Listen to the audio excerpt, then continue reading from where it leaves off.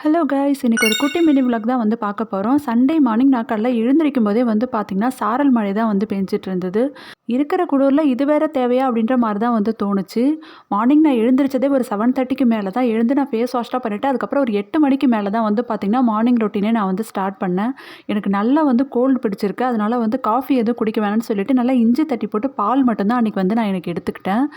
Morning எழுந்திரிச்சதே ரொம்ப late அப்படின்றதுனால இன்றைக்கி ஏதாவது சிம்பிளாக பிரேக்ஃபாஸ்ட் பண்ணலாம் அப்படின்னு சொல்லிட்டு பாஸ்தா பண்ணுறதுக்காக தான் வந்து ரெடி பண்ணிட்டு இருந்தேன். என்னோட ஸ்டைலில் சோயா சாஸ், டொமேட்டோ சாஸ் இது ரெண்டுமே சேர்க்காம ஒரு சிம்பிளான பாஸ்தா ரெசிபி இன்றைக்கி உங்கள் கூட வந்து ஷேர் பண்ணியிருக்கேன். 3 ஆனியன், அதுக்கப்புறம் கொஞ்சம் கார்லிக், ஒரு 2 க்ரீன் சில்லி வந்து எடுத்துக்கோங்க. பொடியாக கட் பண்ணி வச்சதுக்கப்புறமா ஒரு 3 ஸ்பூன் ஆயில் வந்து சேர்த்துக்கோங்க. இதை பண்ணுறதுக்கு ஒரு 2 மேகி மசாலா மட்டும் வந்து எடுத்துக்கோங்க. இப்போ ஆயில் நல்லா சூடானதுக்கப்புறமா நம்ம கட் பண்ணி எடுத்து வச்சுருக்க எல்லா ஆனியன், கார்லிக் இது எல்லாத்தையும் சேர்த்து நல்லா வந்து வதக்கி விட்டுக்கலாம். நீங்கள் 200 கிராம் பாஸ்தா பண்ணீங்க அப்படின்னா அதுக்கு வந்து 2 மேகி மசாலா மட்டும் வந்து போதும். இது கூடவே ஒரு 3 தக்காளி வந்து பார்த்திங்கன்னா பேஸ்ட் பண்ணி சேர்த்துக்கோங்க. மற்ற நாளில் பவர் கட் ஆகுதோ இல்லையோ, நான் வீடியோ எடுக்கிற அன்றைக்கி மட்டும் எப்போ பார்த்தாலும் ஒரு தடவையாச்சும் பவர் கட் வந்து கண்டிப்பாக ஆகிடும். இப்போ இந்த தக்காளி எல்லாத்தையும் பச்சை வாசனை போகிற அளவுக்கு நல்லா வதக்கி விட்டு இது கூட தேவையான அளவு சால்ட், அதுக்கப்புறம் ஒரு 1/2 ஸ்பூனுக்கு மேலே தனி மிளகாய் தூள் வந்து சேர்த்துக்கோங்க.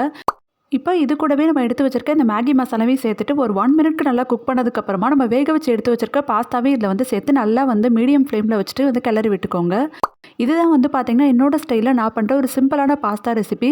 நீங்கள் சோயா சாஸ், டொமேட்டோ சாஸ் எதுவும் சேர்க்கல அப்படின்னாலும் டேஸ்ட் வந்து பார்த்திங்கன்னா வேறு லெவலில் இருக்கும். இந்த ரெசிபி பிடிச்சிருந்தா நீங்களும் கண்டிப்பாக ட்ரை பண்ணி பாருங்கள்.